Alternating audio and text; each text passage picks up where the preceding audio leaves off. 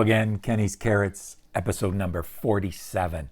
As we approach the Ohio primary and elections in the U.S. all next year, we've got a lot on our minds, and one of those things is politics.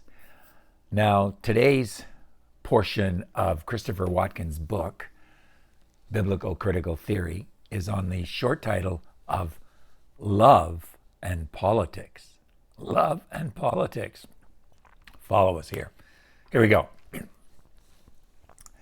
The biblical ethic of love sits very ill with today's political and ideological dividing lines.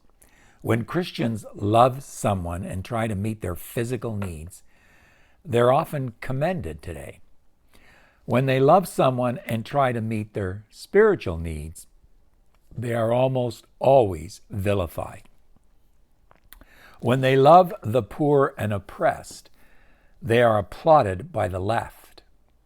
When they love the unborn, they are hailed by the right. It is as if the biblical category of widows and orphans has been cleaved apart. The left has compassion for the widows, and the right wants to save the orphans, with the two tragically and needlessly set against each other.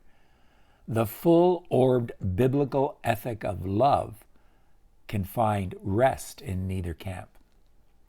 Love for someone can be expressed by according that person the dignity of agency and responsibility.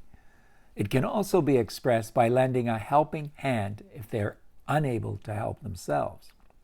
So Christians who experience the world through the ethic of love find that both major contemporary political ideologies are attractive for different reasons and unattractive for different reasons.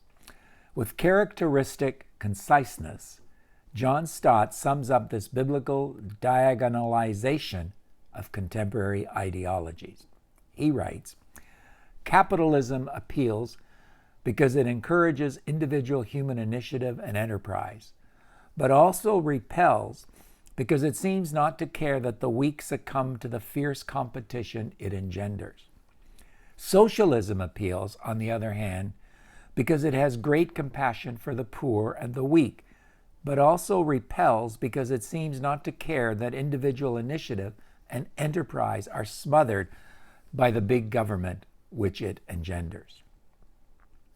Now back to Christopher Watkins. Both systems recognize something important about human beings. Capitalism sees the need to accord to people the responsibility to deploy their energy and creative abilities on their own initiative, and socialism recognizes the need to protect people from exploitation, oppression, and injustice. But both systems are partial, neglecting the complementary truth. Both socialism and capitalism are old wineskins that are burst by the new wine of love. Both are Christian heresies that capture a part of the complex scriptural reality of love. As Tom Holland illustrates, quote, "If opponents of abortion were the heirs of Macrina, who had toured the rubbish heaps of Cappadocia looking for abandoned infants to rescue, then those who argued against them were likewise drawing on a deeply rooted Christian supposition that every woman's body was her own and to be respected as such by every man." End of quote. The culture wars, Holland concludes, are less a conflict between Christianity and secular culture than, quote, "a civil war between Christian factions." End of quote. What is more, the biblical ethic of love haunts our contemporary political landscape as what Freud would call a manifestation of the uncanny, something that strikes us as strangely familiar and yet not at home in our political structures. For Freud, dolls and waxworks are uncanny because they look almost like real people, but not quite. In our contemporary politics, the values of both the left and the right both bear an uncanny likeness to the biblical ethic of love because each of them artificially fixes one aspect of the biblical truth in a way that leaves it lopsided and incomplete. like a lifeless waxwork of the kingdom of God. And to those brought up in these political traditions, biblical love itself appears as uncanny because we have become so habituated to taking the reductive positions of left and right as the real thing. We'll stop there. That's Christopher Watkins on Love and Politics.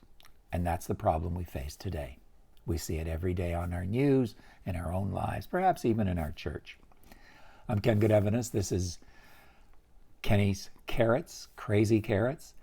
If you like what you're seeing, please indicate so on the video you're watching on YouTube. And don't forget to subscribe to our YouTube channel. Have a great day. Till next time, and keep alert.